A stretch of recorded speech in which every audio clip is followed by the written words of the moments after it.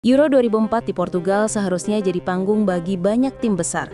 Portugal dengan generasi emasnya, Inggris dengan bakat mudanya seperti Wayne Rooney, hingga Republik Ceko dengan Pavel Nedved dan Milan Barošnya.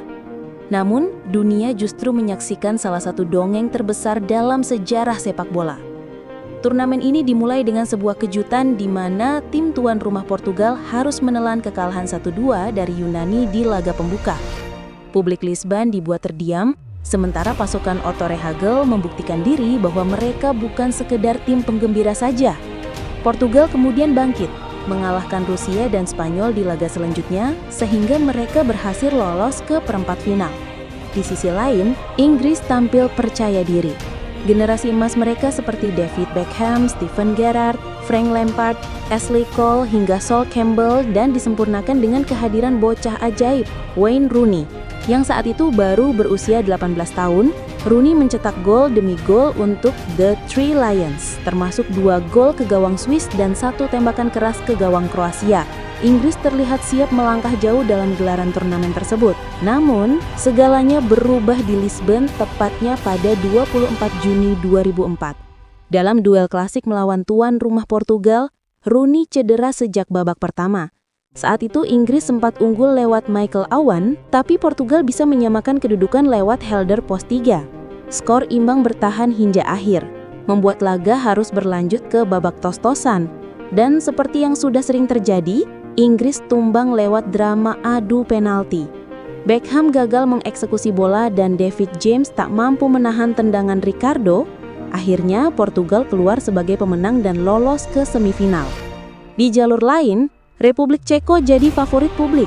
Mereka tampil menawan di fase grup dengan mengalahkan Belanda 3-2 dalam salah satu laga terbaik dekade itu. Dengan Nedved, Rosicky, dan Baroš memimpin serangan. Baroš sendiri tampil luar biasa.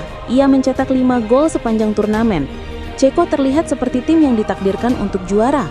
Namun, takdir berbicara lain. Di semifinal mereka menghadapi Yunani yang terus mengejutkan banyak orang. Meski kehilangan Nedved karena cedera, Ceko tetap bisa mendominasi. Tapi pertahanan Yunani begitu rapat untuk ditembus, di bawah kepemimpinan Kapten Theodoros Zagorakis dan kiper Nikopolidis. Saat perpanjangan waktu memasuki menit-menit akhir, Traianos Delas mencetak gol emas, aturan yang hanya berlaku di turnamen itu. Republik Ceko pun pulang dan dunia dibuat tercengang. Saat itu Yunani lolos ke partai final. Final di Lisbon 4 Juli 2004. Tuan rumah Portugal kembali bertemu dengan Yunani. Semua orang percaya kali ini cerita akan berbeda, bahwa kualitas Figo, Deco, hingga Cristiano Ronaldo muda akan menutup dongeng Yunani. Tapi sekali lagi, pertahanan mereka tak tergoyahkan. Hingga pada menit ke-57, Angelos Charistias melompat menyambut sepak pojok Basinas dan mencetak gol tunggal yang memastikan Yunani menyegel gelar juara Eropa.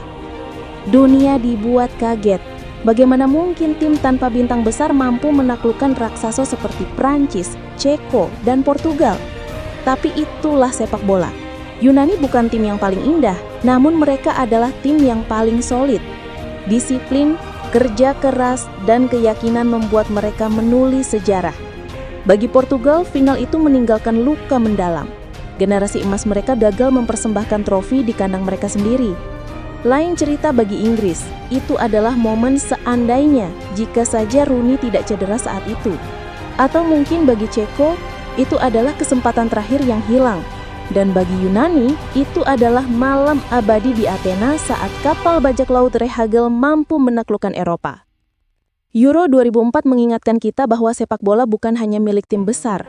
Terkadang keberanian dan organisasi bisa mengalahkan nama besar. Selama 1 bulan di musim panas itu, dunia disadarkan bahwa sepak bola selalu punya ruang untuk keajaiban.